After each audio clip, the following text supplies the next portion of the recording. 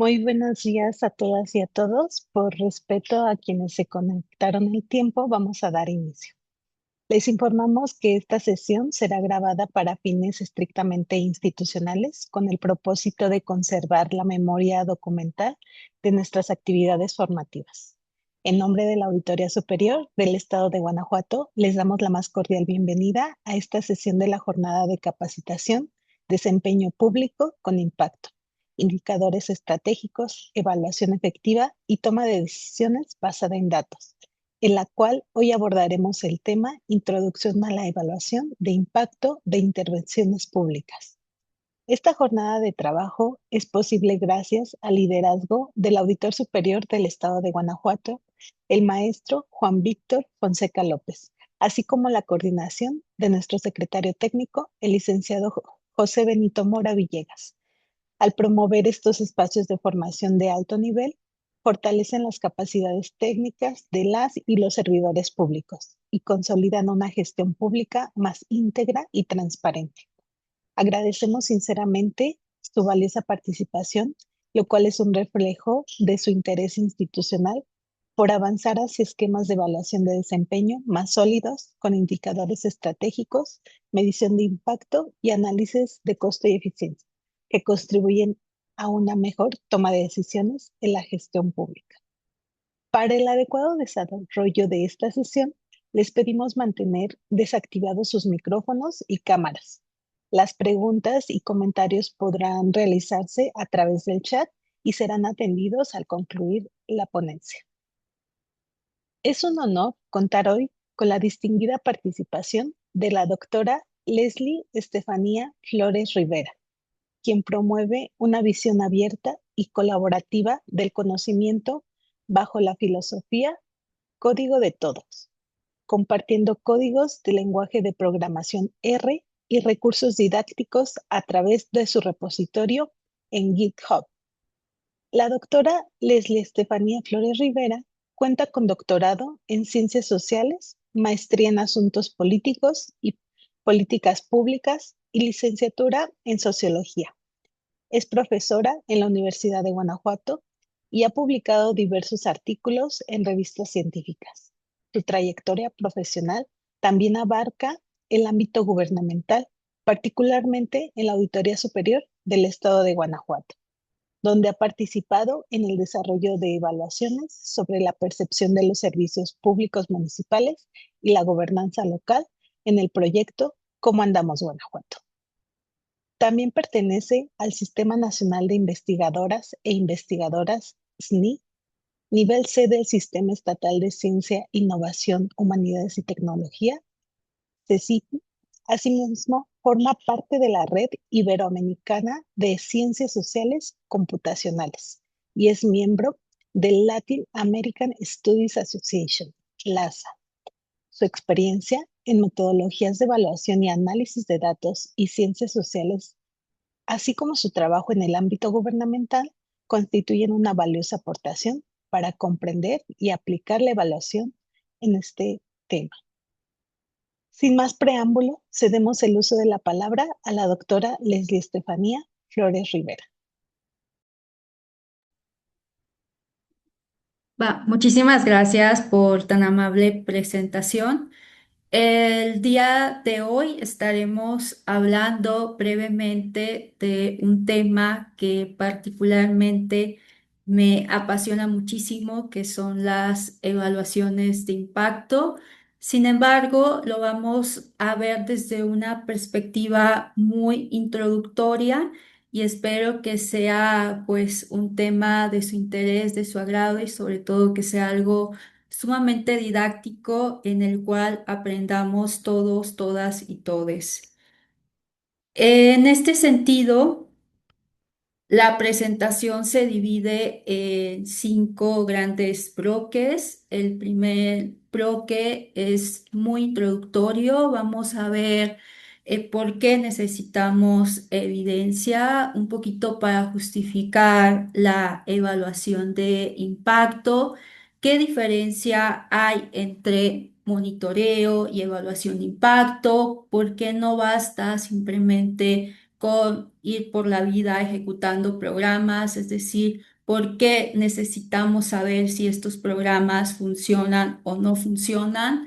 El bloque 2 nos vamos a adentrar un poquito a determinar y a conocer qué hace especial a la evaluación de impacto y a desarrollar el concepto tan famoso detrás de la evaluación de impacto y este concepto tan maravilloso que es el contrafactual, además de determinar por qué estas comparaciones tan simples como antes, después, inscritos, inscritas, versus no inscritos, no inscritas, no sirven o no funcionan para desarrollar una evaluación de impacto.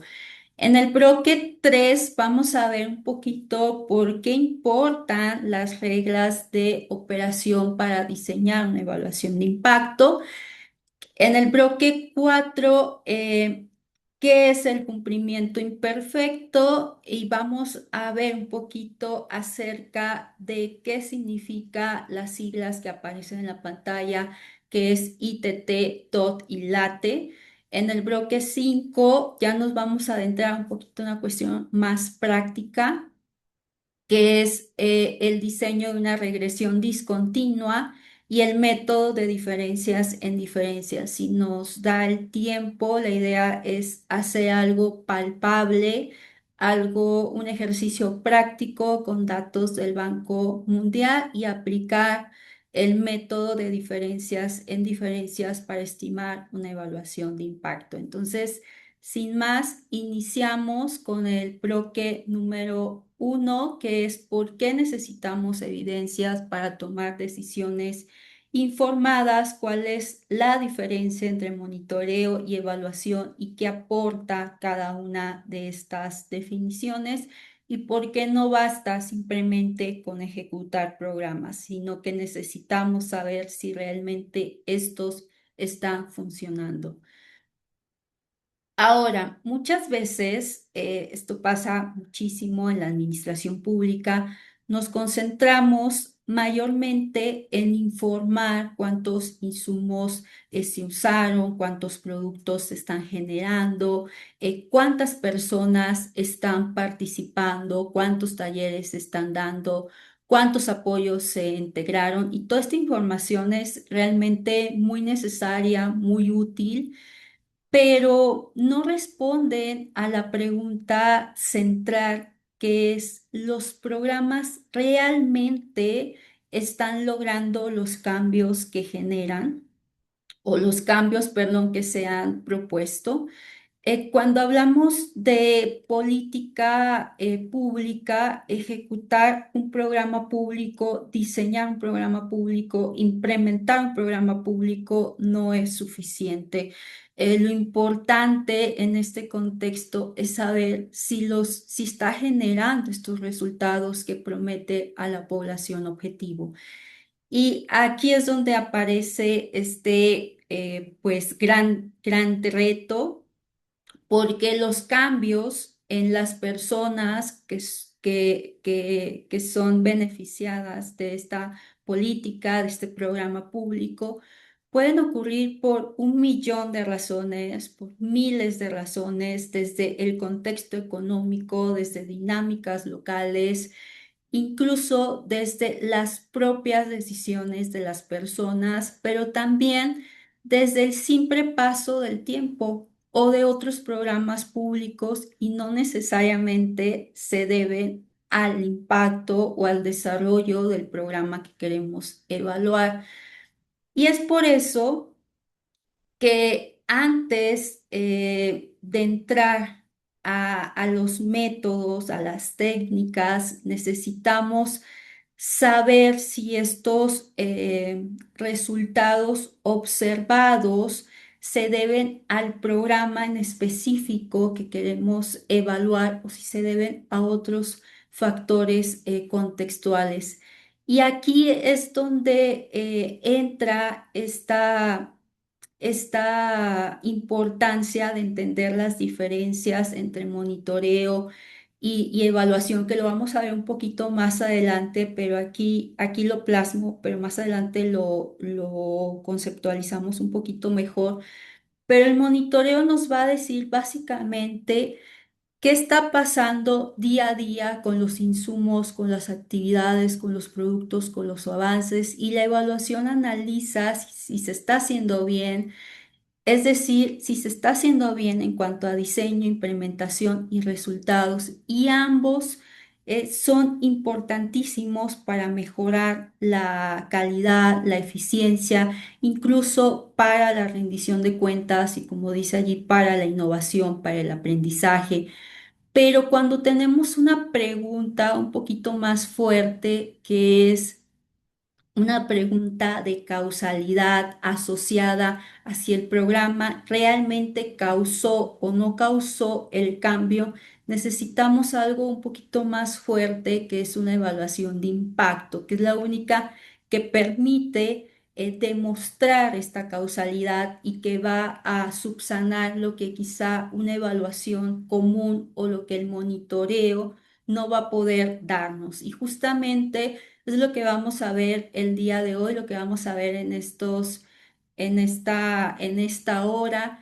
¿Cómo se responde a esta pregunta? ¿Cómo podemos responder a la pregunta de si el programa causó o no causó el cambio, y qué métodos existen para responder esta pregunta?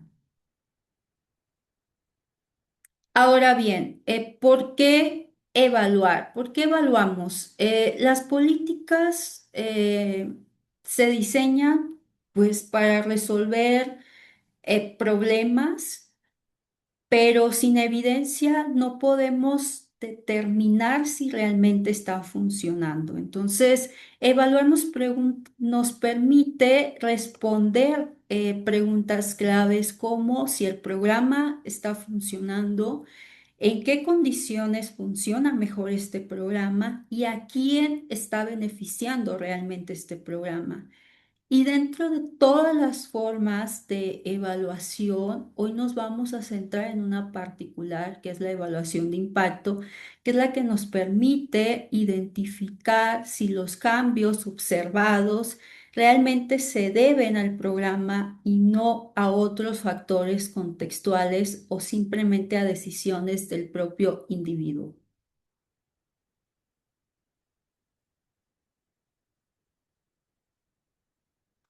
Ahora bien, antes de hablar de evaluación y de evaluación de impacto, necesitamos, creo, empezar por el monitoreo, porque es la base que va a construir y que nos va a permitir diseñar una evaluación de impacto. El monitoreo, como lo mencionaba hace un momento, es el seguimiento continuo del programa. Nos dice básicamente qué se está haciendo, cuánto se está gastando, qué actividades se completan, y qué productos se generan. Es información básicamente del día a día, es información, se podría decir, muy operativa, que permite en este sentido detectar avances, que permite detectar retrocesos, pero también identificar cuellos de botella, también identificar variaciones de costos, etc. Y nos sirve para gestionar, nos sirve para ajustar, nos sirve para comparar cómo vamos con respecto a lo planeado. Y la evaluación de impacto depende de los datos y de las reglas que derivan del monitoreo, de estos indicadores, de estos datos, de estos parámetros que vamos a identificar en el monitoreo. Básicamente va a ser el insumo que nos va a permitir diseñar nuestra evaluación de impacto.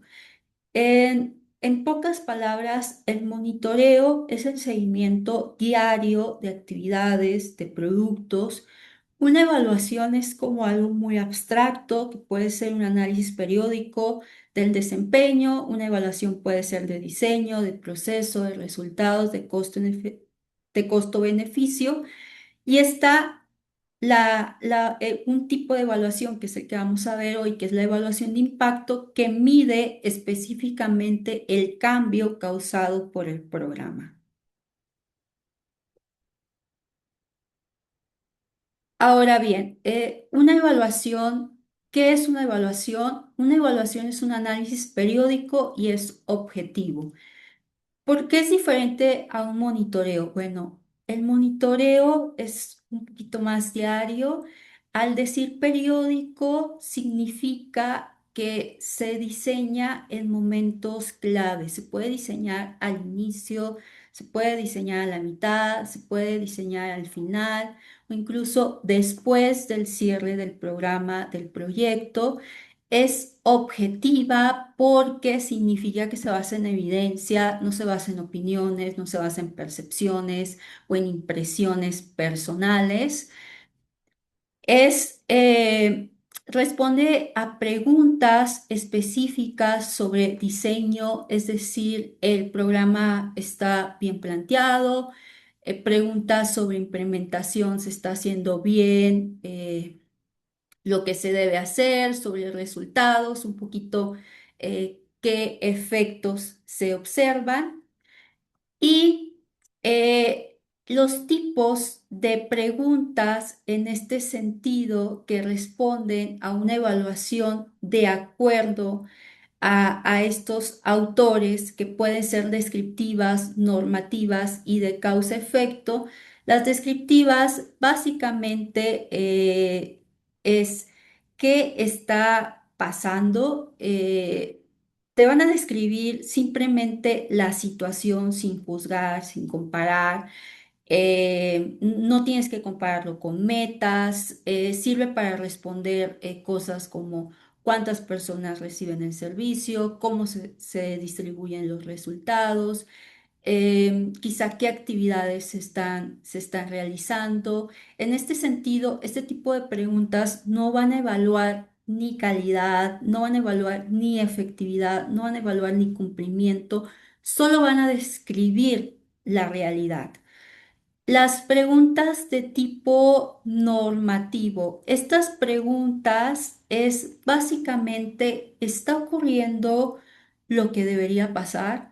Em, Comparan lo que está pasando con lo que debería pasar según las reglas de operación, según los estándares, según las metas, según las buenas prácticas, según criterios técnicos, es decir, es el deber ser. Sirven para revisar, se está ejecutando el programa como se diseñó, se cumplen los criterios, no sé, de elegibilidad, el tiempo de atención es el adecuado, se usaron los recursos como se estableció previamente en el programa. Es decir, en esta parte bueno, en este tipo de pregunta de evaluación, básicamente estamos evaluando el cumplimiento y el desempeño. Aquí no estamos evaluando todavía causalidad, simplemente es cumplimiento y desempeño. La siguiente pregunta de esta connotación de evaluación son preguntas de causa-efecto. Esta pregunta básicamente es, ¿qué diferencias produce el programa? Buscan identificar si el programa causa un efecto y cuánto de ese cambio puede atribuirse específicamente al programa. Aquí básicamente entra la evaluación de impacto. Aquí, este tipo de preguntas puede responder a situaciones como el programa aumentó el ingreso, redujo la violencia, aumentó, no sé, la participación laboral de las mujeres. Es básicamente la connotación de una evaluación de impacto. Entonces, en pocas palabras, los tipos de preguntas que responden a una evaluación son descriptivas, que describen la situación, normativas que comparan lo que pasa con lo que debería de pasar, un poco el deber ser, y causa-efecto que mide si el programa está produciendo o si produjo un cambio deseado en la población objetivo.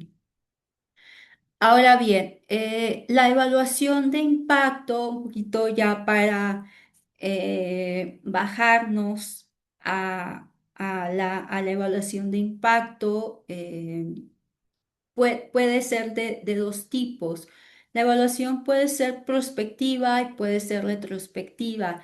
Y esto depende del momento en que se diseña la evaluación. ¿Cuál es mejor? Particularmente, mi favorita es la evaluación prospectiva, es la más exacta. Sobre todo, no te basas en muchos supuestos estadísticos como si lo tienes que hacer en una evaluación retrospectiva. Una evaluación prospectiva se hace antes, bueno, se diseña antes de implementar el programa y por lo tanto puedes definir una línea base, puedes definir los grupos de comparación porque la estás diseñando antes de implementar el programa.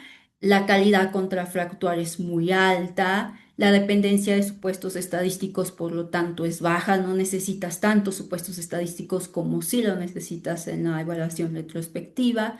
La credibilidad de resultados es mayor y por lo tanto te permite utilizar métodos de evaluación experimental. ¿Qué pasa en una evaluación retrospectiva? Bueno, esta evaluación se hace ya que terminó el programa. Es básicamente, termino un programa, yo no tenía planeado hacer una evaluación de impacto, pero se me ocurre hacer una evaluación de impacto, entonces después de que termine el programa, inicio a determinar una línea base, entonces es poco común que pueda existir una línea base, entonces quizá no pueda aplicar una regresión discontinua.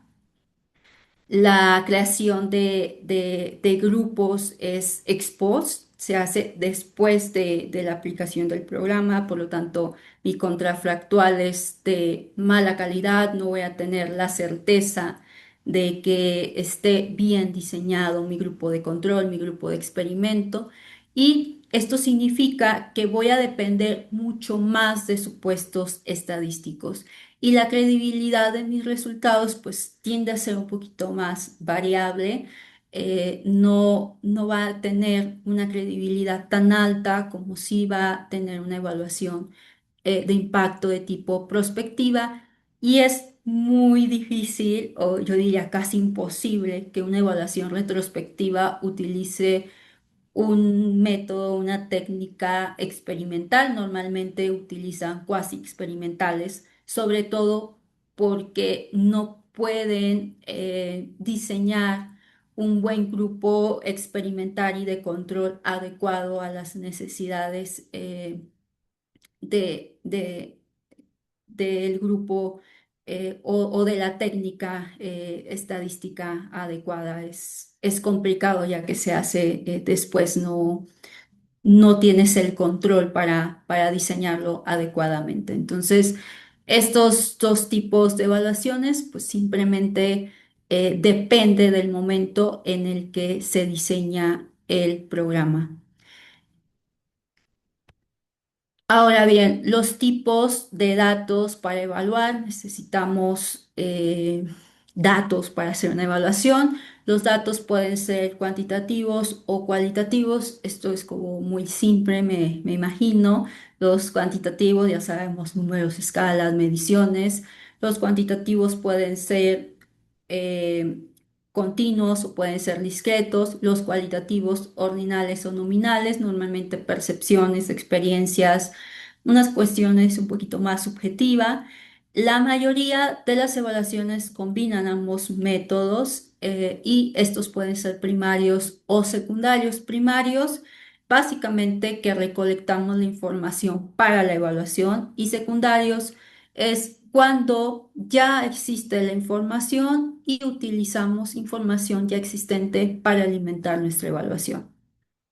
Sin embargo, mencionarles que existen ya nuevas alternativas para hacer evaluación de impacto, desde QCA, que es relativamente nuevo, que utiliza álgebra booleana y teoría de conjuntos. Les recomiendo muchísimo. Hay ahorita muchísimos papers que hacen evaluación de política pública a partir de QCA. Y esto, QCA es una metodología cuando no tenemos ni pocos datos para hacer una evaluación cualitativa, ni muchos datos para hacer una evaluación cuantitativa. Es decir, imagínense que tienen 30, 40 datos, no puedes hacer una evaluación cuantitativa porque al menos necesitas 50 para el teorema del límite central.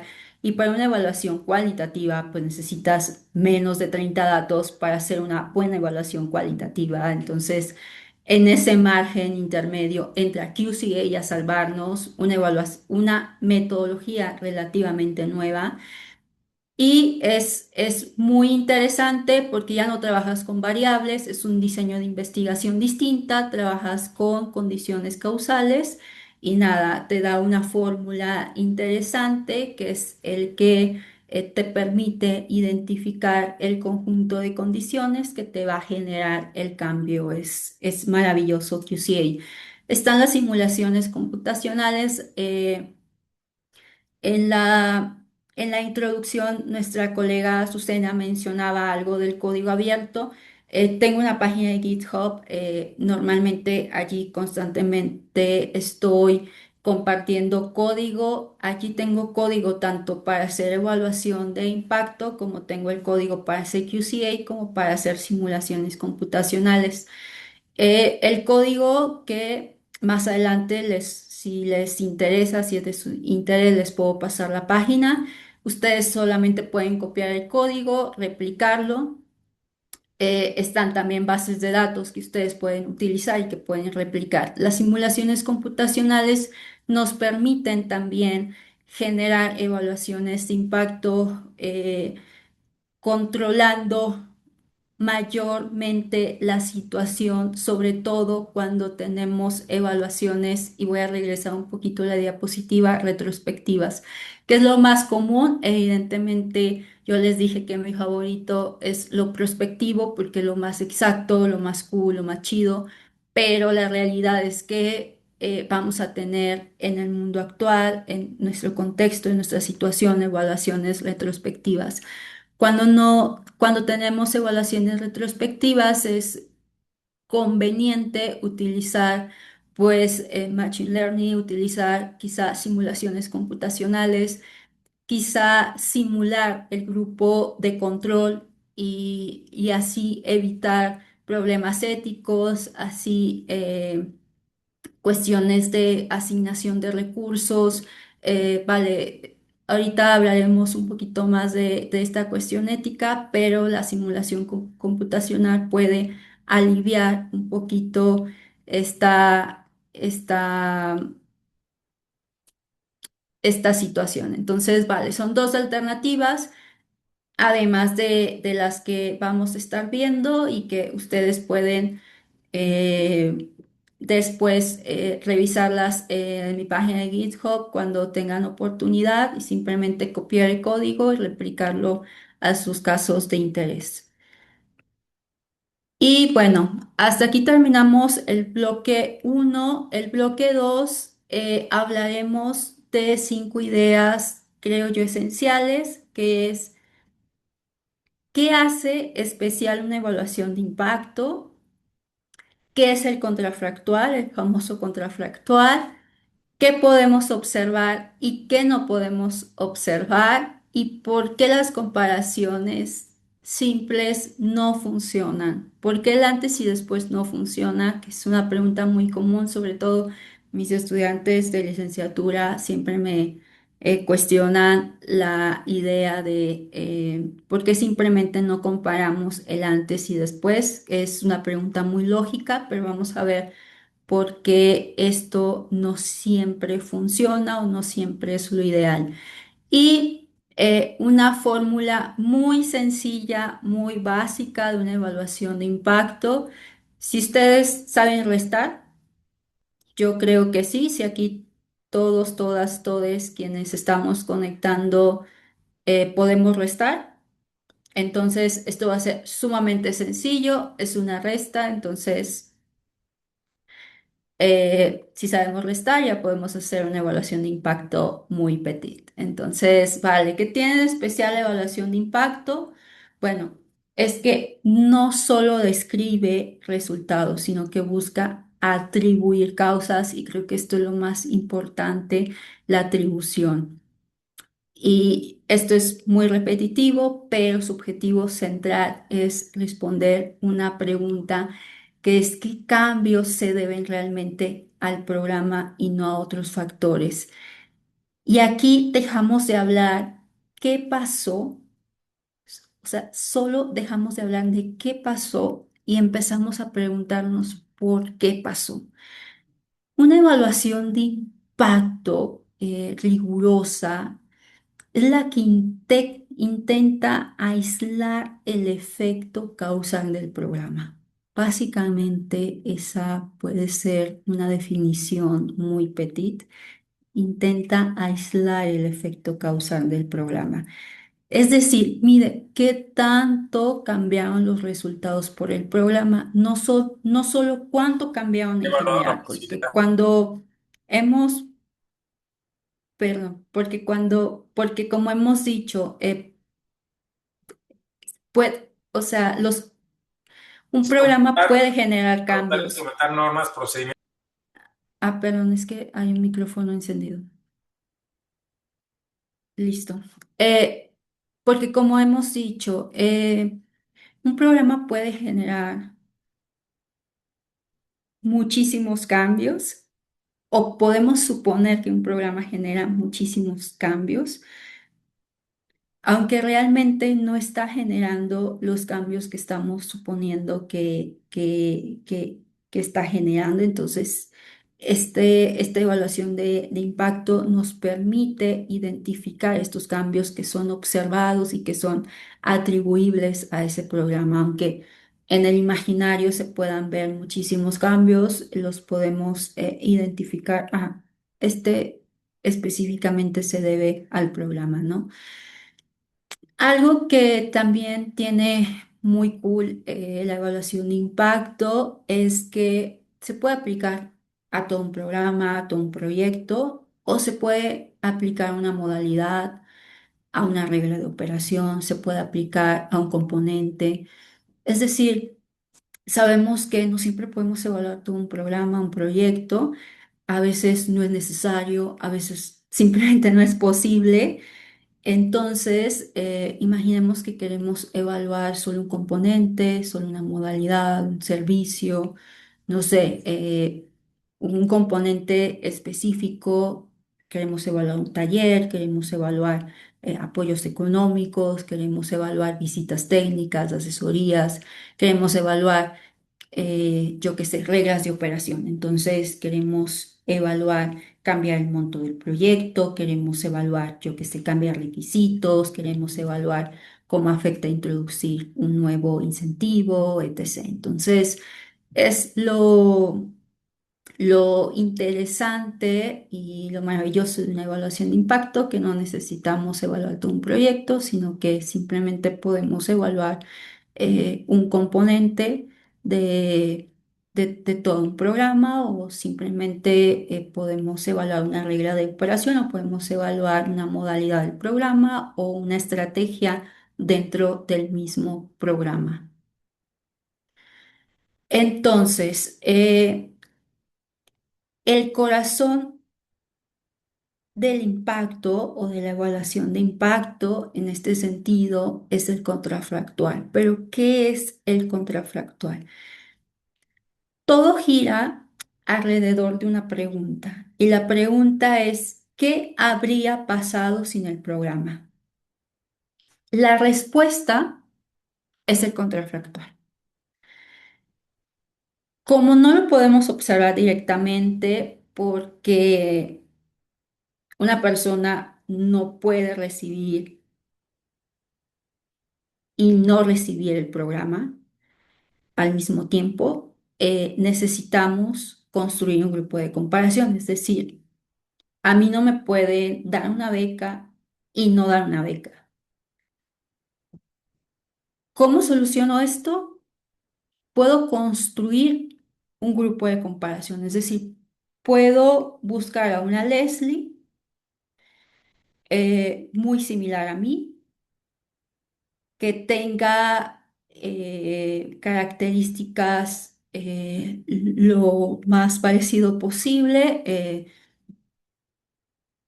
es decir, características esenciales y ad hoc a los intereses del programa. Si estamos hablando de una beca, quizá una cuestión socioeconómica, quizá una cuestión también cognitiva, una cuestión también de edad, yo qué sé, características que en promedio sean similares. Entonces, construimos un grupo de comparación lo más parecido posible y luego comparamos con los resultados que sí recibe el programa. Ojo, si no logramos construir ese escenario sin el programa, entonces no podemos hablar de impacto. Si contrafactual, no hay impacto. Ahorita lo vemos un poquito más desarrollado, pero básicamente en esa diapositiva quería decirles que el corazón del impacto es el contrafactual.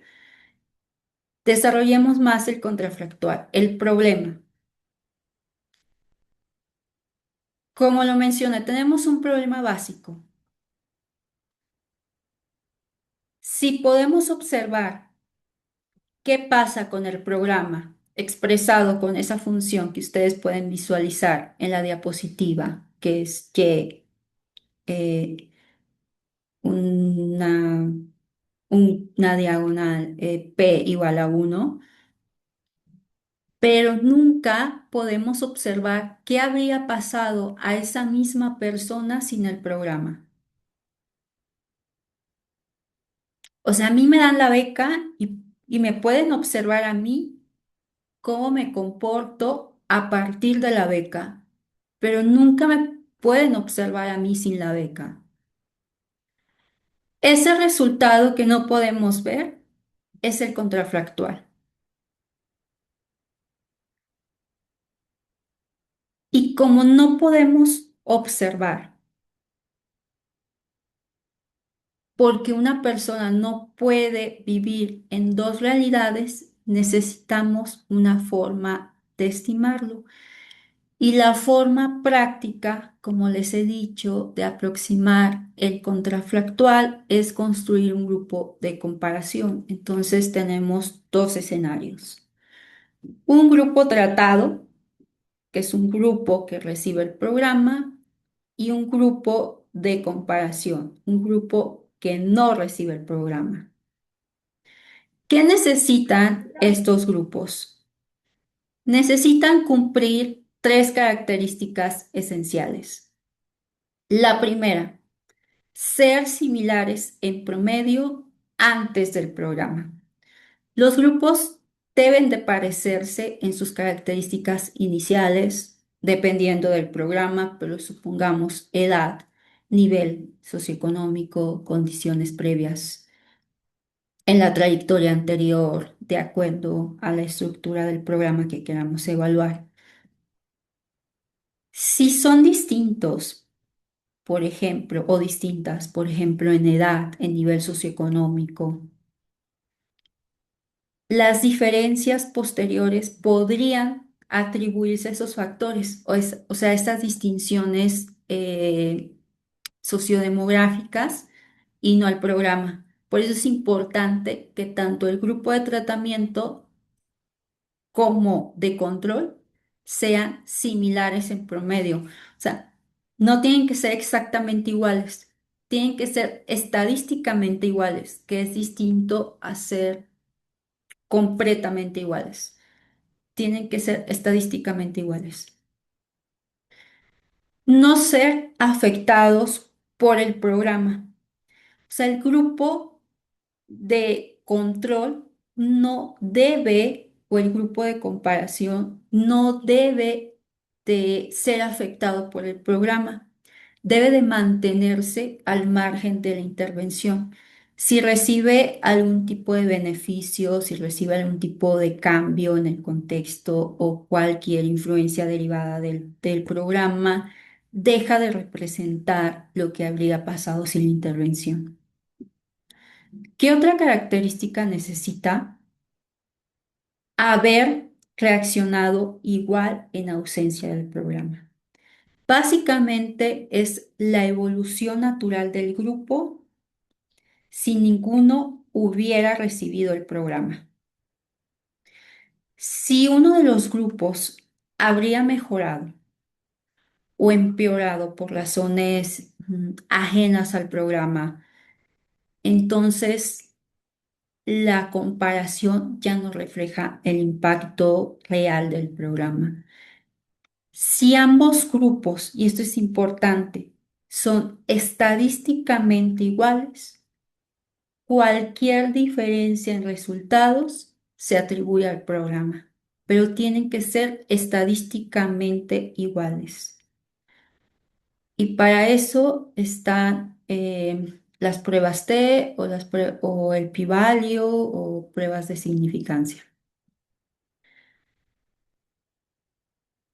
Ahora, imaginemos un ejemplo un poquito más palpable para bajar esta idea del contrafactual. Imaginemos que un día nos despertemos y queremos saber un programa de becas a estudiantes. Queremos saber si la beca realmente mejora su rendimiento escolar. Pero aquí está el problema. ¿Por qué?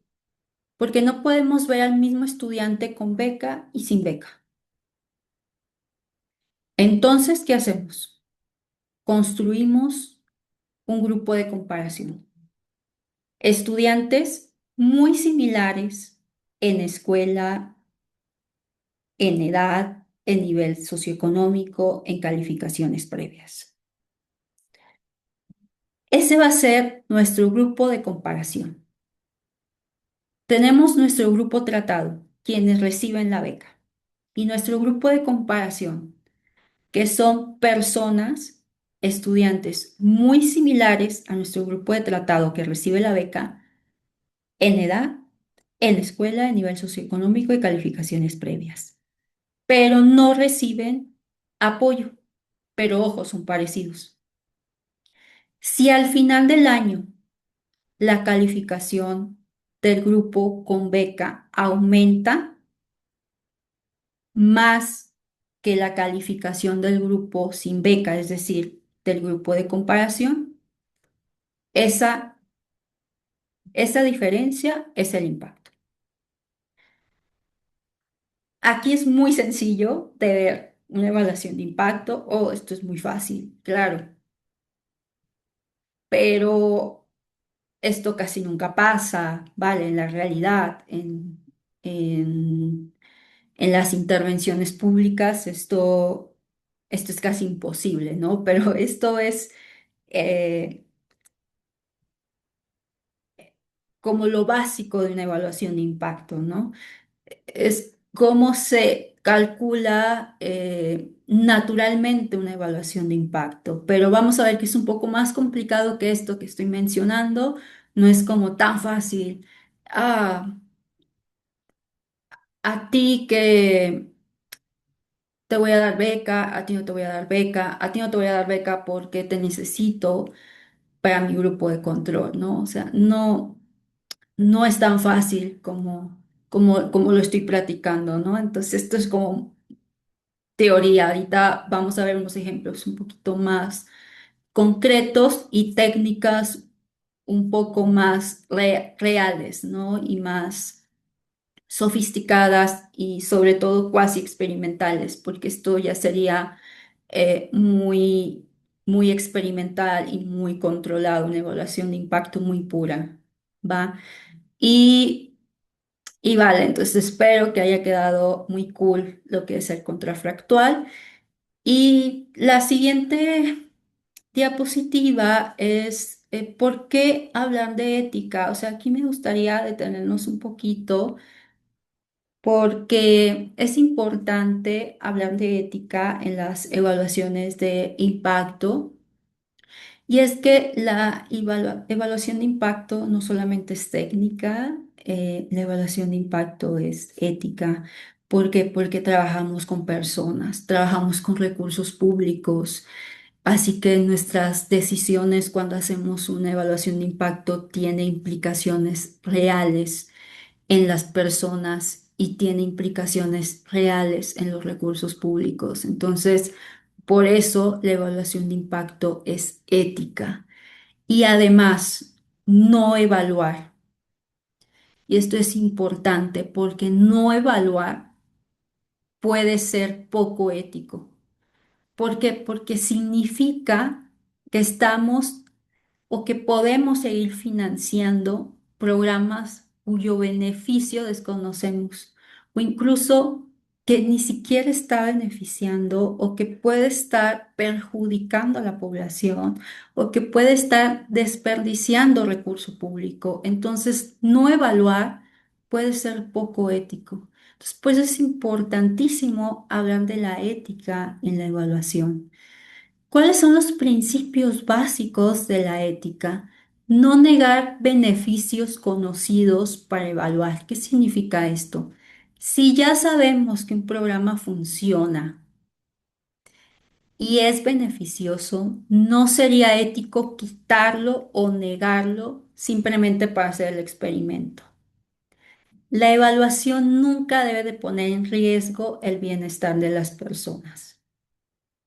Las reglas deben de ser justas y deben de ser transparentes.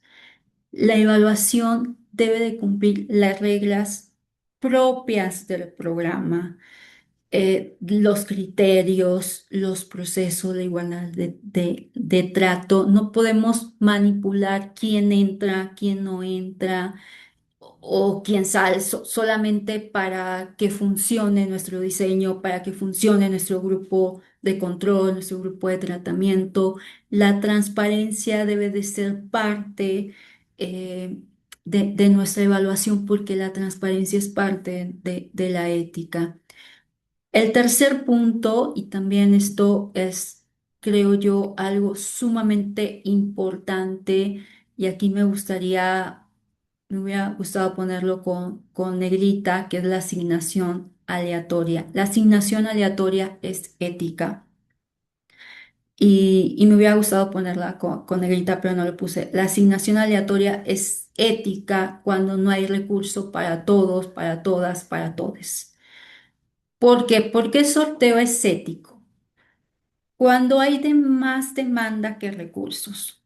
Cuando no se puede atender a todos, todas, todes. Cuando todas, todos, todas, todes cumplen los requisitos. ¿Qué pasa allí? ¿Qué pasa cuando todas las personas cumplen con los requisitos? ¿Qué pasa cuando hay más demanda de recursos? En este caso, el azar, el sorteo, la cuestión aleatoria.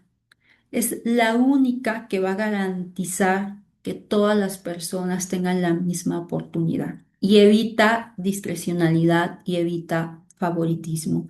Entonces, la asignación aleatoria es ética. Ahora bien, ¿vale la pena una evaluación de impacto?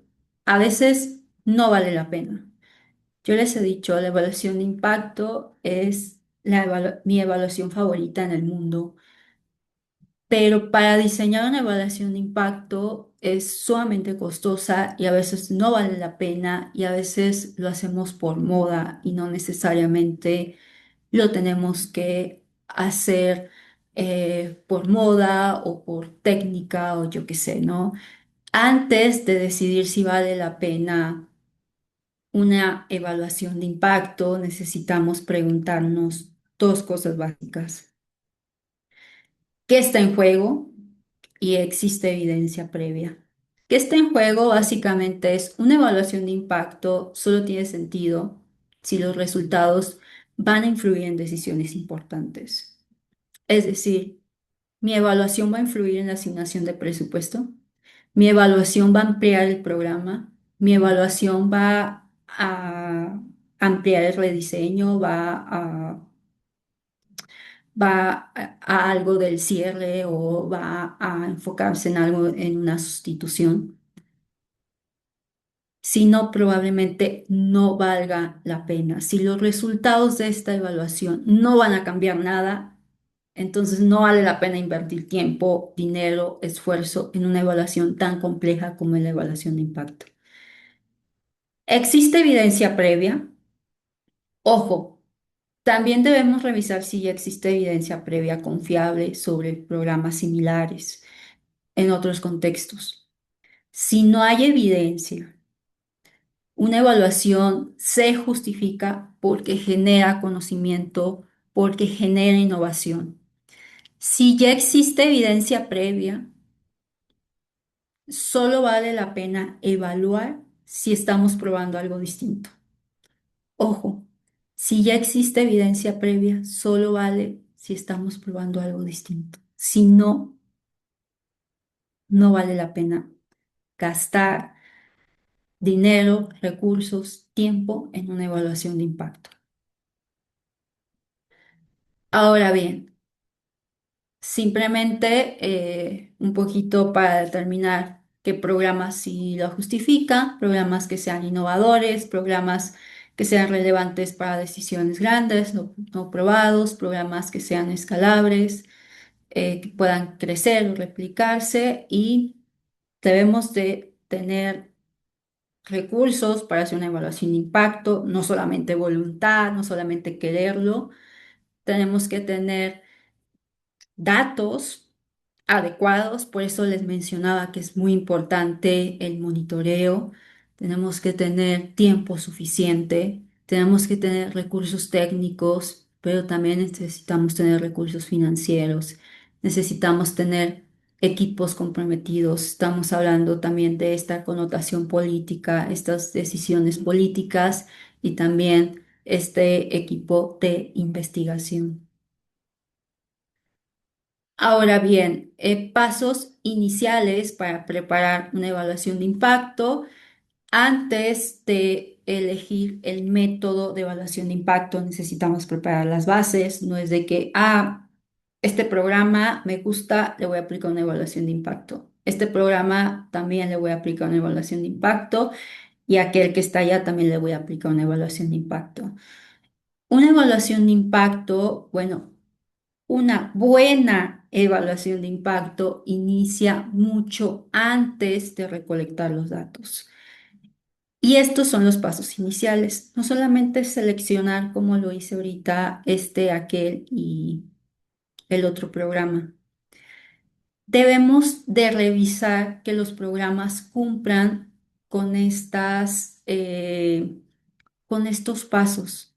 El programa debe de tener una teoría del cambio. ¿Por qué? Porque es el mapa lógico que explica cómo y por qué se espera que se generen los resultados. Nos dice básicamente qué hace el programa, qué cambios intermedios busca el programa y qué impacto final pretende lograr este programa. Sin una teoría del cambio clara, no sabemos qué deberíamos observar y por lo tanto no podemos hacer una evaluación de impacto. Necesitamos una cadena de resultados, que básicamente es la versión operativa de la teoría del cambio. Estoy hablando de insumos, actividades, productos, resultados, impacto. Nos ayuda a identificar qué parte del proceso evaluaremos y dónde puede fallar el programa. También nos permite de cierta forma identificar qué resultados son intermedios y cuáles van a depender del tiempo. Necesitamos una pregunta de evaluación que debe formularse como una como una hipótesis causal. Por ejemplo, el programa X aumenta Y en comparación con no recibir el programa. Una buena pregunta, una buena hipótesis, dirige todo. Una buena hipótesis nos va a plantear qué datos necesitamos para responder a esa hipótesis, qué diseño debemos usar y qué comparaciones debemos determinar. Necesitamos, por último, indicadores, que son básicamente estas medidas concretas que Seguramente mañana mi colega, el maestro Juan Carlos, les va a dar una sesión muy interesante sobre el diseño de indicadores. Son medidas de los resultados que queremos evaluar, que definen qué vamos a medir para saber si el programa funciona. Pueden ser resultados intermedios, pueden ser resultados finales o impactos a largo plazo. Estos cuatro pasos, y esto es muy importante, constituyen la base de una evaluación de impacto sólida. Bueno, creo que constituyen la base de cualquier evaluación, pero estamos aquí en evaluación de impacto. Constituyen la base de una evaluación de impacto sólida. Si falla aquí uno de estos cuatro pasos, ningún método, ni la regresión discontinua, ni una simulación computacional, ni QCA puede salvarnos. Ni por más sofisticado que sea el método, puede salvarnos. Necesitamos estos cuatro pasos bien diseñados y bien fundamentados. Ahora, en resumen, ¿cómo funcionan las evaluaciones de impacto? Responden a preguntas de causa-efecto. Para esto necesitamos comparar resultados con el programa y resultados sin el programa. Listo.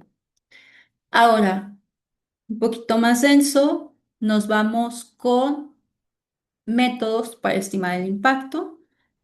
Estos son algunos de mis favoritos. Entre los más comunes está la asignación aleatoria, cuando el programa no puede atender a todas las personas y se puede asignar mediante un sorteo. Está la regresión discontinua, cuando existe un criterio de elegibilidad con un umbral.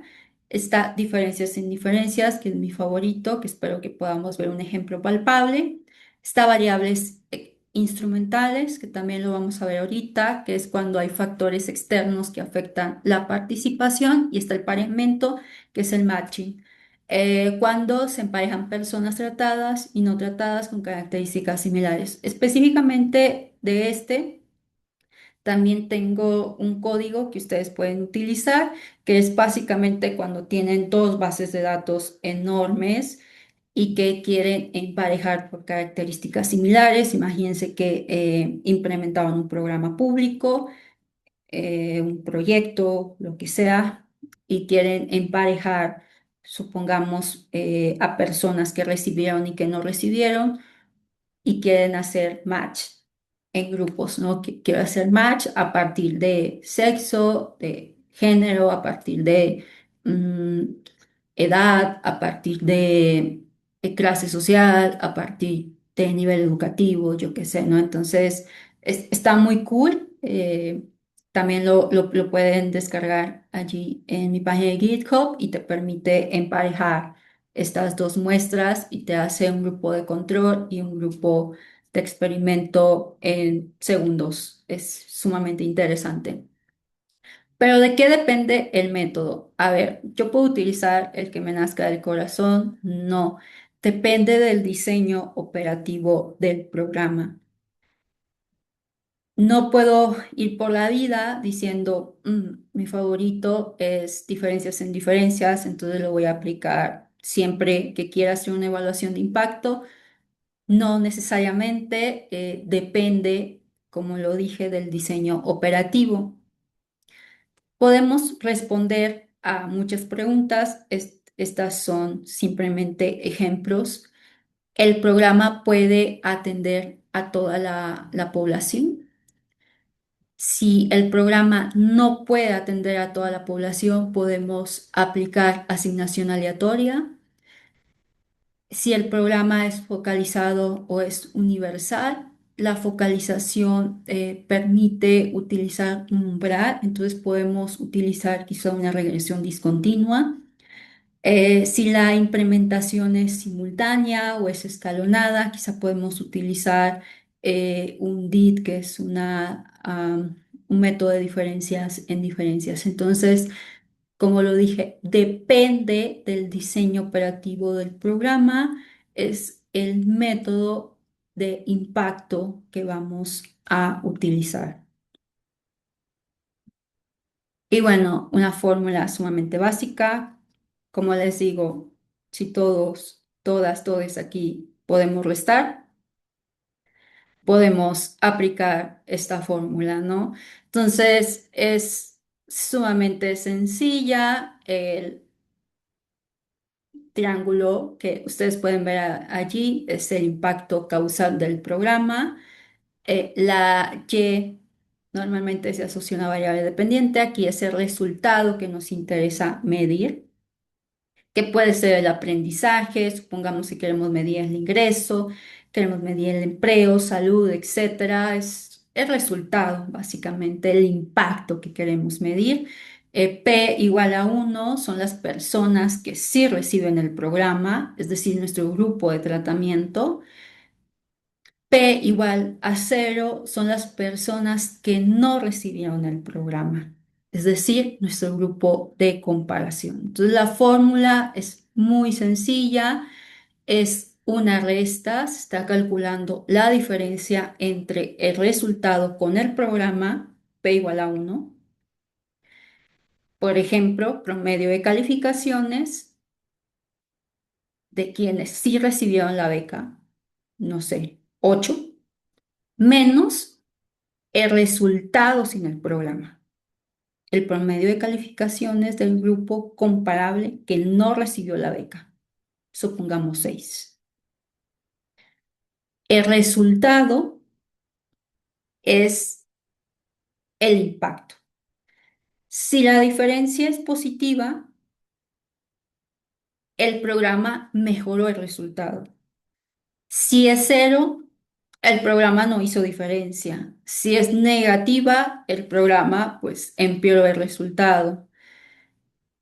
Pero para que sea creíble, necesitamos que el grupo eh, de comparación esté bien diseñado. Necesitamos un contrafactual que represente bien, que represente estadísticamente bien este grupo de control. Entonces, es importante el diseño del mismo adecuado y por eso les digo que esto, sí, muy fácil y muy cool, pero es un poco, creo yo, no tan común utilizar esta fórmula, ¿no? Sobre todo por la cuestión ética que hablábamos hace un momento. Muy bien, entonces, ¿por qué no sirve, no funciona como contrafactual antes y después inscritos, inscritas versus no inscritos, no inscritas? Bueno, básicamente antes y después, o sea, comparar a la misma persona antes y después de recibir el programa no funciona porque las cosas cambian con el tiempo y estos cambios no necesariamente tienen que ver con el programa. Pueden deberse a cuestiones un poquito más abstractas como economía, como escuela, como familia, incluso edad, incluso el mismo tiempo. No podemos separar, es complicado separar el efecto del programa de todos estos cambios. Entonces, el resultado, si yo me comparo antes de la beca y después de la beca, o sea, yo misma antes y después de recibir la beca, puede parecer impacto la diferencia, pero puede ser simplemente el efecto del tiempo. O sea, puede ser que yo haya aumentado mi calificación, pero quizás se deba a una cuestión totalmente distinta, ¿no? Quizá yo tuve una madurez intelectual y no tiene nada que ver con la beca. Entonces, es algo que no debemos de hacer, comparar antes y después, bueno, no es algo adecuado.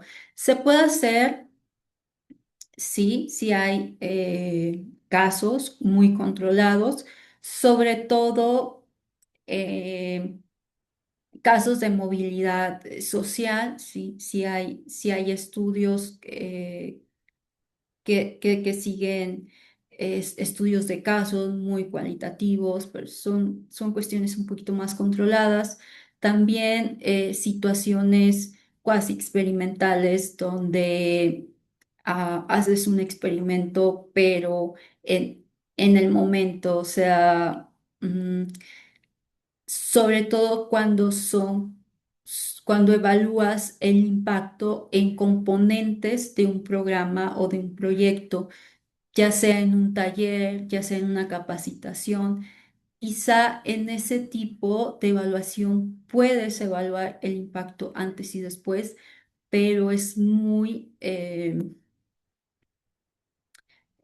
complicado y no es recomendable. De hecho, los papers, los libros no lo recomiendan, ¿vale? Pero o sea, tampoco es imposible, ¿vale? Pero en la evaluación que les van a poner más adelante, ustedes pongan que no, que no es un contrafactual, porque, ¿vale? No se puede aplicar como contrafactual. Ahora, la cuestión de inscritos versus no inscritos, aquí este también es un debate y es también interesante porque aquí hay una situación. Porque cuando yo estoy eh, brindando un programa, un proyecto, ofrezco el programa, normalmente no ando por la vida diciéndole, tú sí te tienes que inscribir, tú no te tienes que inscribir. O sea, em, no hago esta selección tan... em, tan visible, o sea, si hago una discriminación a partir de ciertas reglas de selección, de que cumplan ciertos requisitos, pero si cumplen los requisitos, no puedo decirle, tú los cumples, pero aún así no vas a ser parte, ¿no? Entonces, cuando yo estoy ofreciendo un programa, si cumple los requisitos, pues normalmente tienes la oportunidad y el derecho de inscribirte, ¿no? Entonces, haces el esfuerzo de ir, te inscribes. Y hay personas con las mismas condiciones que tú, que eres elegible para ese programa que no se inscriben. Entonces, puedes decir, ok, quienes se inscribieron, que sea mi grupo experimentar y quienes no, que sean mi grupo de control. Pero no es tan sencillo porque quienes se inscriben pueden tener ciertas motivaciones, pueden tener quizá más necesidad, pueden tener quizá más redes, pueden tener más información y esa diferencia puede hacer que mejoren. Entonces, eh, si mejoran, quizás sea porque están más motivados, quizás sea porque tienen más redes, quizás sea porque tienen más información y no necesariamente por el programa. No sé si me explico, espero que sí explicarme en esto. Eh, pero vale, es eso, o sea, son estas situaciones de que si una persona decide no inscribirse, es porque quizá no está motivada o porque no le interese, entonces quizá no vaya a tener un aumento en eso que queremos evaluar, pero la persona que sí se inscribió sí va a tener ese aumento, pero quizás si no existe el programa, la persona que se inscribió de todas formas va a tener ese aumento porque esa persona está motivada o porque esa persona tiene estas redes o porque esta persona sigue informada. Entonces, hay estas cuestiones no observadas que impiden que las personas inscritas y no inscritas sean adecuadamente un grupo adecuado para el contrafractual. Entonces, esta, esta connotación no la podemos utilizar como contrafractual por esta razón, ¿vale? Espero haberme explicado el por qué antes y después, inscritos y no inscritos, no entran en la adecuación más pura y más adecuada para la construcción de un contrafractal. Entonces, básicamente por todas estas diferencias previas que pueden confundir el impacto. Si no quedó tan cool, bueno, me pueden escribir y con gusto les comento un poquito más. Ahora, el bloque 3 me gustaría ver con ustedes, este es un bloque muy breve, porque las reglas de operación son esenciales de un programa, que es la validez interna y externa, y cómo funciona la asignación aleatoria y cómo se estima el impacto en un experimento. Y nada, a ver, ¿por qué las reglas importan?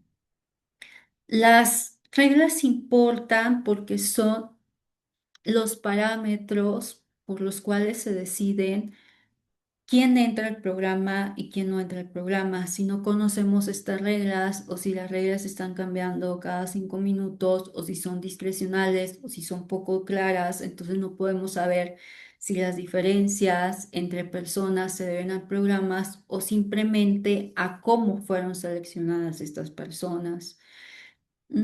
Cuando estas reglas de operación son justas, son transparentes, son basadas en criterios de elegibilidad, nos permiten identificar realmente quién era elegible, nos permite entender por qué ciertas personas recibieron el programa y otras no, y construir grupos comparables para estimar en este sentido, pues el impacto.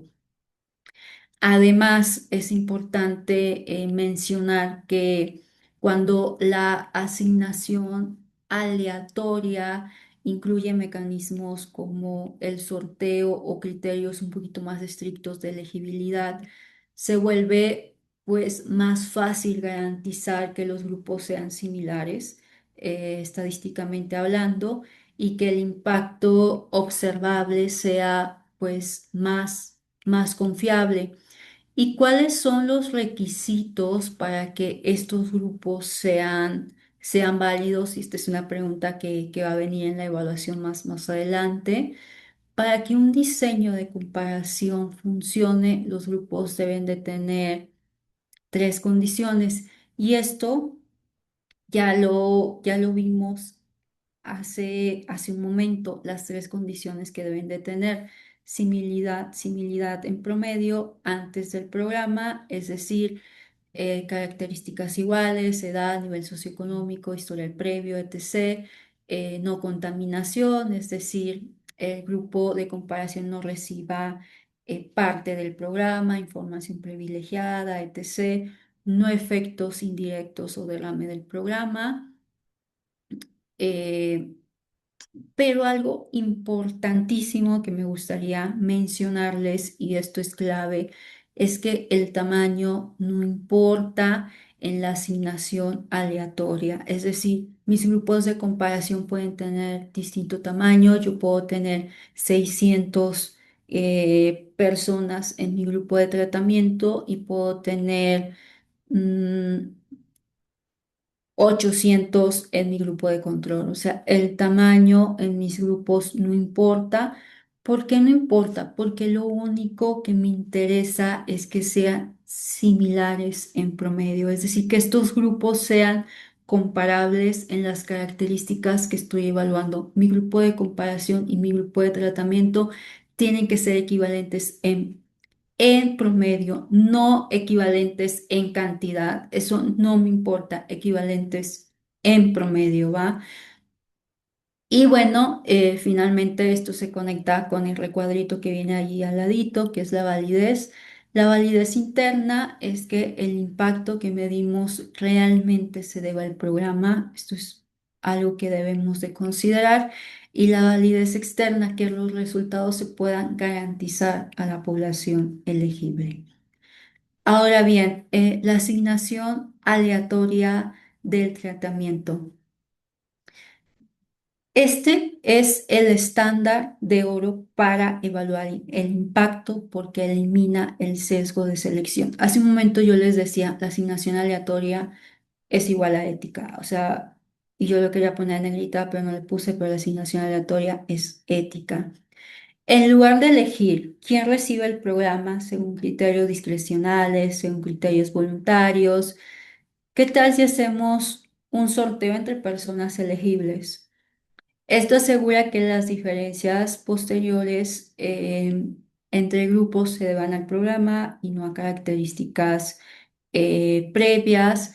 Antes del sorteo hay tres pasos que debemos definir, que es definir con claridad quién puede participar, decidir si vamos a incluir a todas las personas elegibles o solo una muestra, realizar el sorteo ya sea de forma manual o ya sea en computadora. El sorteo de forma manual, pues simplemente si son pocas personas, pues con papelitos, o si son muchas personas hay en R, en Python o incluso en Excel podemos sacar aleatoriedad muy sencillamente. Esto depende del tamaño.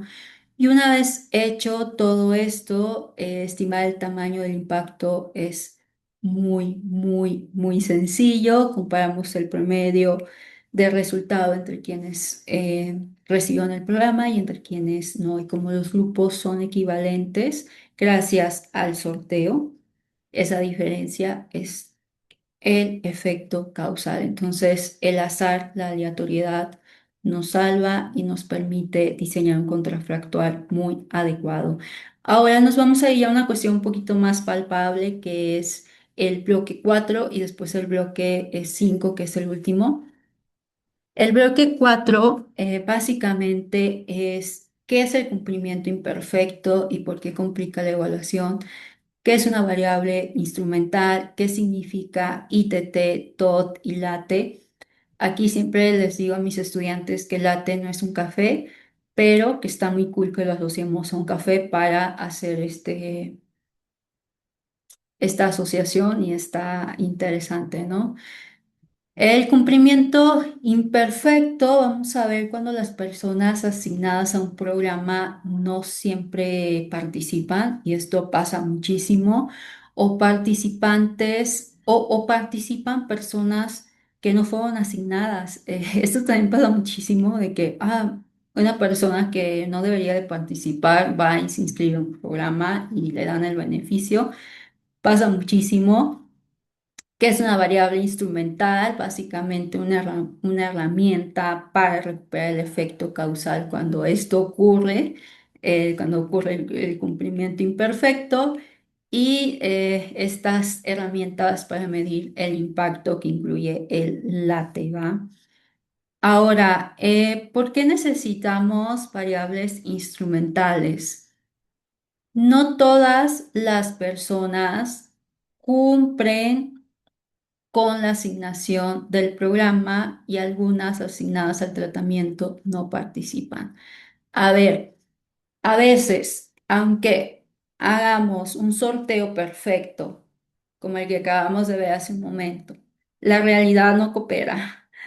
Y es que personas que ganan el tratamiento no participan y personas asignadas al control no, o sea, logran entrar al programa.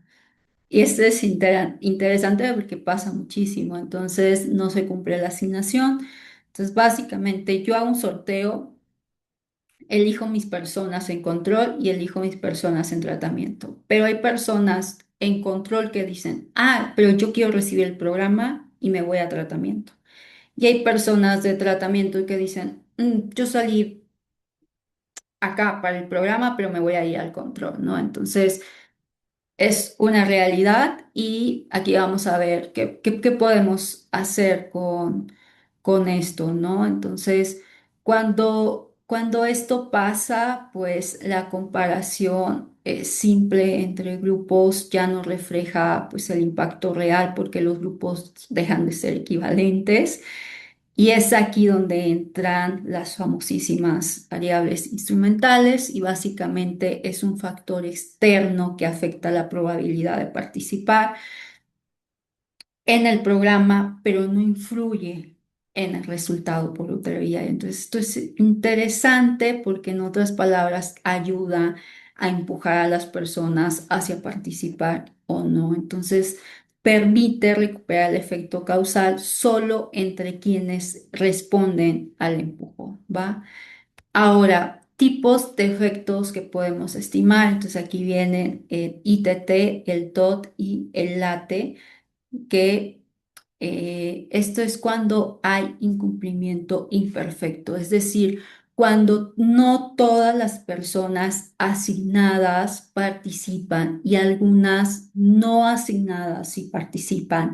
Entonces aparecen tres tipos de efectos que podemos estimar. El ITT es el impacto de ofrecer el programa aunque no todos participen. Esto es el más común y el más fácil. Se calcula básicamente comparando todos los asignados y asignadas versus todos los no asignados y no asignadas. O sea, es muy sencillo, es el efecto más realista para decisiones de política pública porque refleja lo que pasa en la vida real. O sea, piensa esto, ¿qué pasa si te ofrezco el programa independientemente de si decides usarlo o no decides usarlo? Está el segundo, que es el TOT, es el impacto entre quienes realmente participan. Eh, Aquí ajusta el ITT, que es el que acabamos de ver, para enfocarse solo entre quienes sí usaron el programa. O sea, el ITT, todos somos iguales, todos, todas, todos somos iguales. El TOT, no.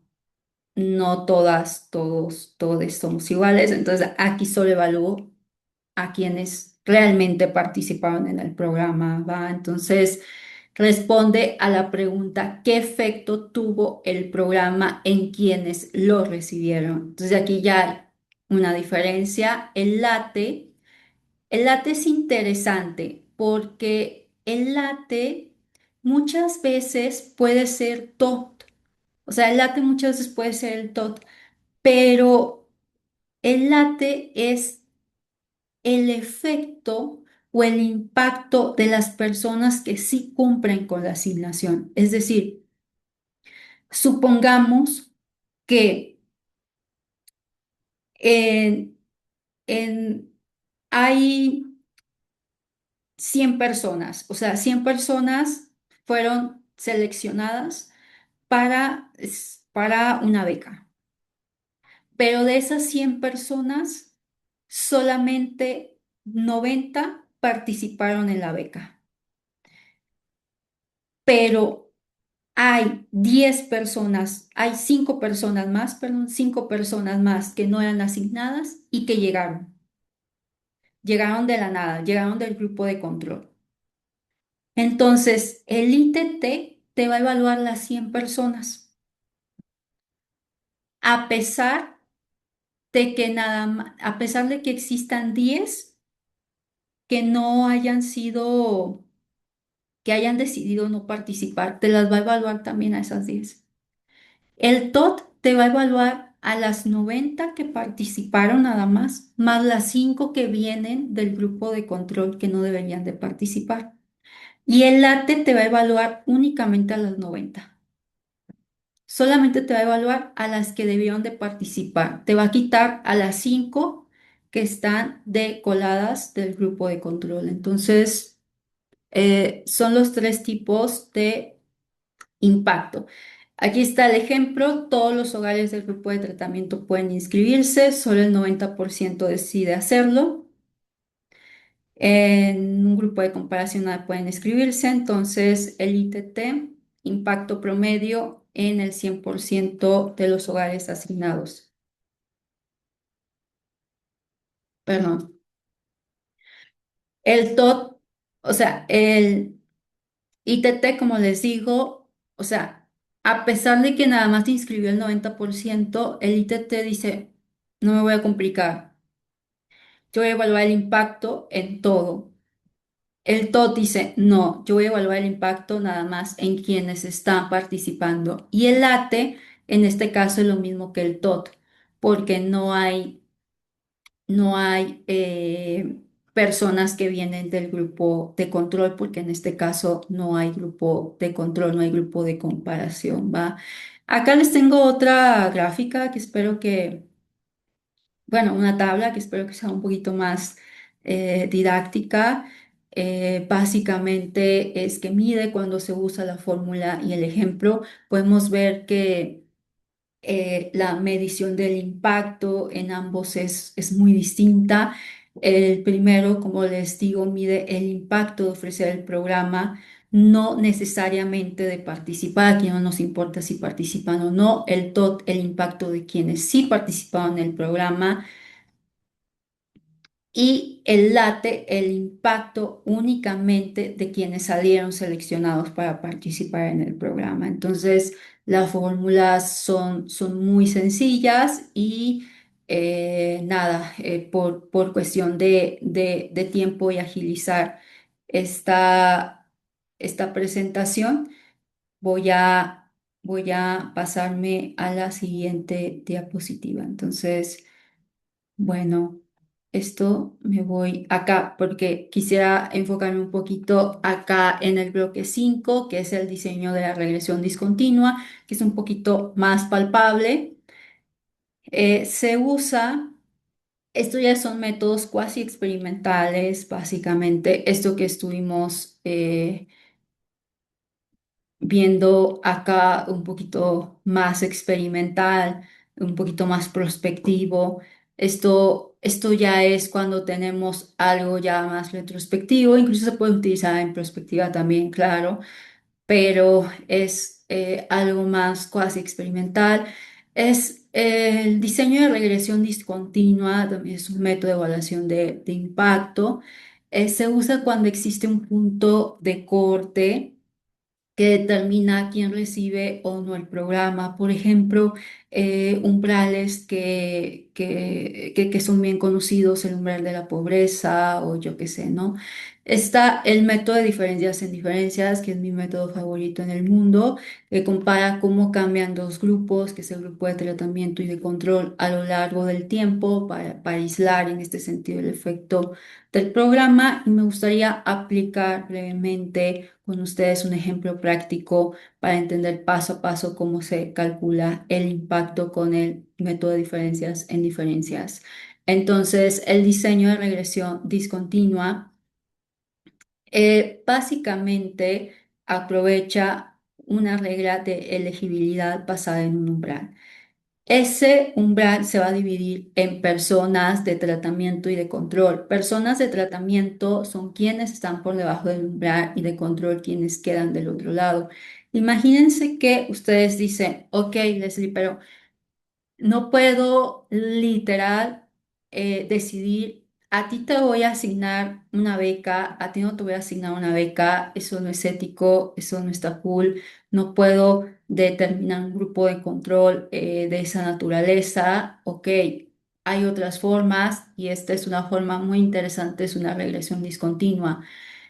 Este es un ejemplo del Banco Mundial. De hecho, todas estas diapositivas, toda esta información me estoy basando en la segunda edición de evaluación de impacto del Banco Mundial.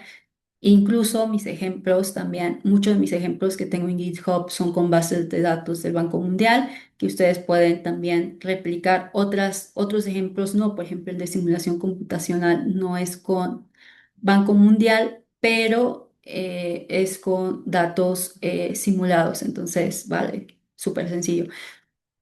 Ahora, cuando no podemos diseñar un grupo de control y de experimento con una asignación aleatoria, pero tenemos un umbral. Este es un ejemplo. Supongamos que ustedes tienen un programa público donde deciden darle ese programa a personas que tienen menos de 50 hectáreas. Y a personas que tienen más de 50 hectáreas no le van a dar ese programa público. El impacto se va a dar en la diferencia entre el 49,9 versus el 50,1. ¿Por qué? Porque esa parte de la población es muy similar. O sea, las personas que tienen 49 hectáreas a una que tiene 50 hectáreas, estamos conscientes de que son casi iguales. Estamos conscientes que una persona que tiene 49 hectáreas a una que tiene 50 hectáreas tiene un nivel socioeconómico similar. Entonces, podemos tener un supuesto estadístico de que son estadísticamente iguales, ¿no? Entonces, tenemos el supuesto, podemos diseñar una comparación a partir de esto. Entonces, vale, según es una forma, pues, cuasi experimental sencilla. Supongamos si tienes 50,1 hectáreas, no recibes el programa, pero si tienes 49,9 hectáreas, sí recibes el programa, entonces son casi idénticos, ¿no? Entonces, lo único diferente es que uno fue tratado y el otro no.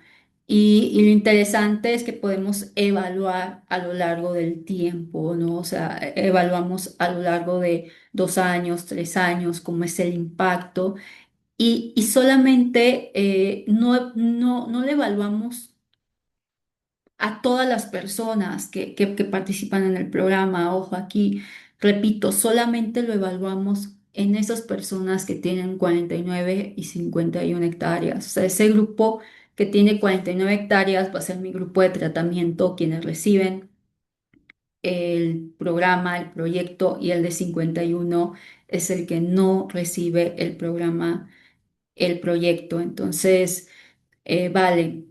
Es una regresión, entonces es Y igual a B0 más B1 más C. Es como una regresión simple, pero se complejiza un poquito más porque entra una cuestión discontinua, entonces es un poquito interesante el código al momento de aplicarla. Necesita tener ciertos requisitos. O sea, tampoco es de que, entonces puedo aplicar cualquier tipo de situación, una regresión discontinua. No, necesitas un índice continuo. Es decir, necesitas datos continuos, cuantitativos incontinuos. Un número continuo es un número incontable de valores. Necesitas un umbral claro y único que define quién es elegible y quién no. O sea, necesitas que el programa tenga ese umbral, necesitas que el programa diga, las personas que tengan menos de 50 hectáreas van a participar únicamente, o sea, ese umbral. Las personas que estén en el umbral de pobreza menor a 90 van a participar, por ejemplo. O sea, necesitas que el programa tenga ya esa línea clara de umbral sobre quién es elegible y quién no. Necesitas que ese umbral excluya del programa. Necesitas que nadie pueda manipular estos datos. Necesitas un poquito transparencia en los datos, o sea, en no acomodar el puntaje para quedar justo al lado, yo qué sé. Mm, no sé, o sea, un poco de ética en el uso de esta información. Entonces, vale, esta es una forma sencilla y apropiada cuando no podemos diseñar un grupo de control y de experimento eh, tan puro como no lo pide una evaluación de impacto en su naturaleza, ¿no? Y pues el más cool, creo yo, que es el de diferencias en diferencias. Es también muy sencillo, compara cambios a lo largo del tiempo entre dos grupos y aquí ya vamos a terminar, don't worry. Es uno que recibe el programa, que es el de tratamiento, y otro que no recibe el programa. Es un método cuasi experimental también, entonces también ayuda a subsanar esta idea. Eh, ¿cómo, cómo funciona? Básicamente es esa formulita que ustedes pueden ver allí, es muy sencilla. necesitas un grupo de tratamiento antes del programa y después del programa y un grupo de comparación sin el programa y después del programa. Es decir, y esto es interesante porque esto lo puedes hacer desde una forma retrospectiva y sin tantos controles como una evaluación prospectiva, entonces te permite un poquito eh, jugar con los supuestos estadísticos, no deja de ser cuasi experimental. Entonces, es eso, ¿no?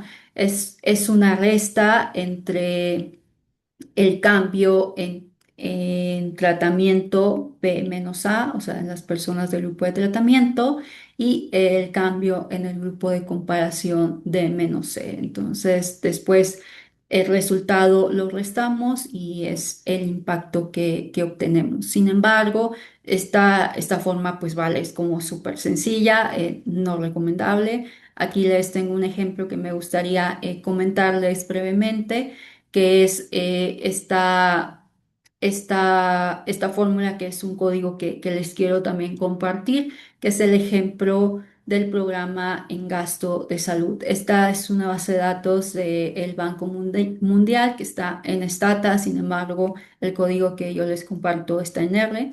La pregunta de esta evaluación es: ¿el programa aumentó el gasto en salud en hogares inscritos?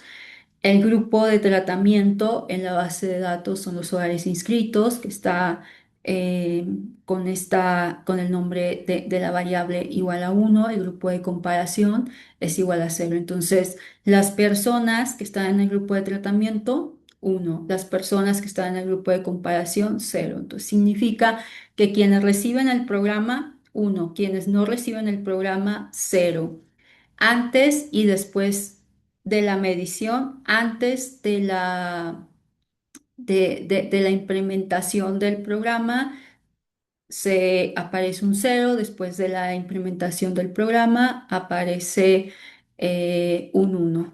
El modelo es un modelo estimado de diferencias en diferencias, y si se fijan, la fórmula es una fórmula de una regresión lineal muy sencilla. Entonces tenemos la ordenada más la pendiente, y tenemos las variables independientes, que son las que queremos estimar, pero la más importante, que es la de nuestro grupo de tratamiento, que es después de la intervención, que es básicamente una multiplicación. El resultado que vamos a ver es el resultado que nos va a dar esta regresión de diferencias en diferencias. Ahorita les corro el código y les paso para que ustedes puedan correr el código. No nos va a dar el tiempo, pero les paso la base de datos para que ustedes lo puedan ejecutar, y incluso les paso mi página de GitHub para que ustedes puedan ver la descripción de qué significa cada uno de estos datos que estamos viendo. Tenemos el resultado, les va a dar un intercept, les va a dar la variable en Roger Row y la variable que es una multiplicación. ¿Qué significa la primera? Básicamente es el nivel de gasto en salud en los programas, en los hogares, perdón, antes del programa, que son los hogares no inscritos. Nos va a dar el antes del programa. De los hogares inscritos gastaban 6,3 menos que los no inscritos, que es menos 6,3, que es la estimación. Nos va a dar que hubo un aumento general de 1,5 en gasto de salud, que la tendencia común es positivo, y nos va a dar esta multiplicación. Esta multiplicación básicamente es el coeficiente, creo yo, más importante, porque aquí encontramos a los inscritos, a los hogares inscritos, y identificamos que redujeron su gasto en salud en 8,16 unidades respecto al grupo de comparación. Esto quiere decir que después del programa los inscritos no gastaron más, sino que gastaron menos en comparación con cómo habría sido sin el programa. Entonces, básicamente son todas estas variables. Ahí tengo la descripción también de qué significa cada uno. El intercepto, pues básicamente es el nivel base, ese es... eh, es como es el punto de partida.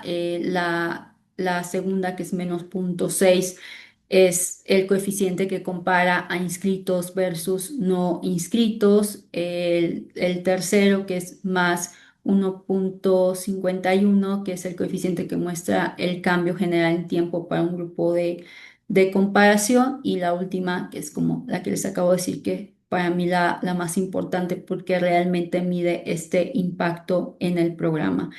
Ahora bien, es importante mencionarles que siempre en un modelo de regresión, cualquier modelo de regresión, debe de aparecer una significancia estadística.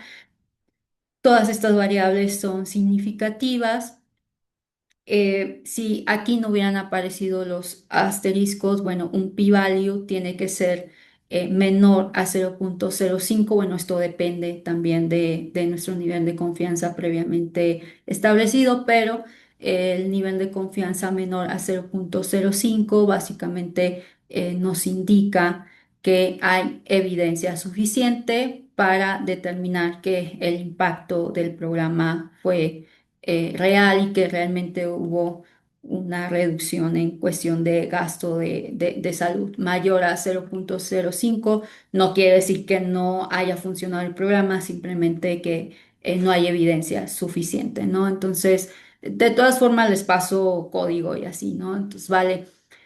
Solamente un pequeño recordatorio: el corazón de la evaluación de impacto es el contrafactual. La idea final sobre el uso de métodos no es elegir el método de moda, sino el que se ajusta al diseño del programa y a las condiciones éticas y operativas. Cuando no encontramos impacto, y esto es importantísimo, ¿qué pasa cuando aquí no me sale significativo? No significa necesariamente que el programa no funcione. Debemos revisar primero el tamaño de la muestra, que sea lo suficientemente grande. Debemos de revisar la calidad de nuestros datos, cumplimiento de diseño, sensibilidad del indicador. Y ojo, repito, no asumir automáticamente que el programa no sirve.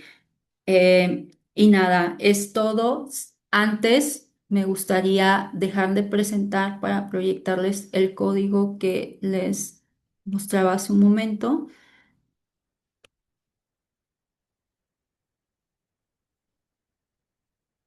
Ok, aquí en esta página es donde ustedes pueden encontrar los códigos y se llama diferencias.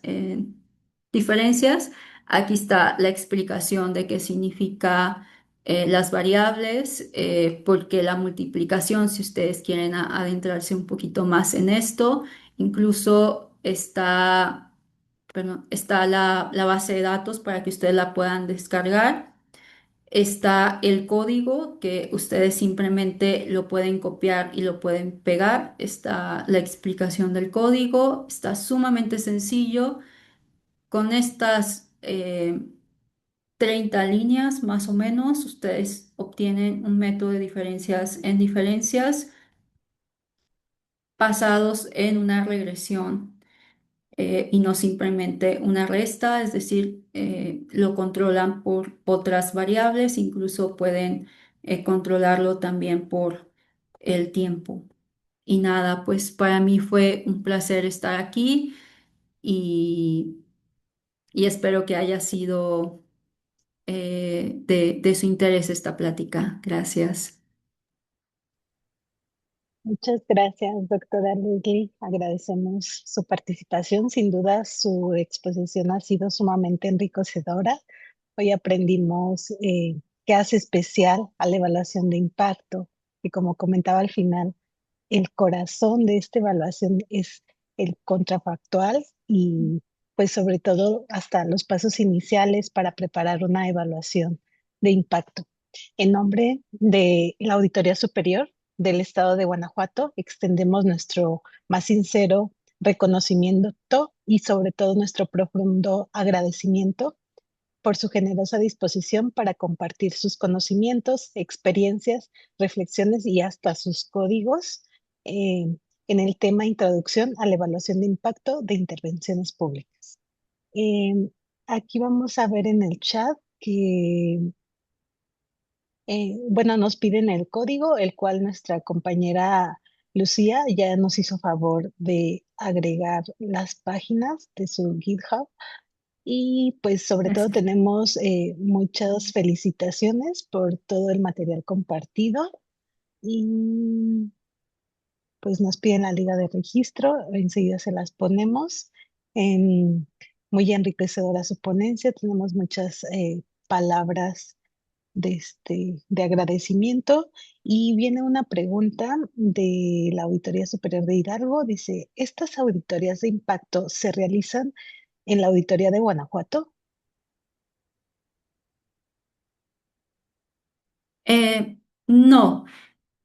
No, no realizamos auditorías de impacto, solamente realizamos auditorías de desempeño.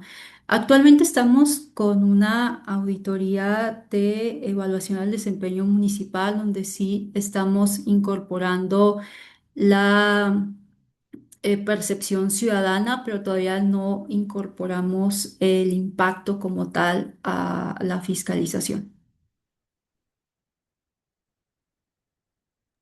Muchas gracias. Y también nos dice, ¿el modelo se corrió con el sistema R?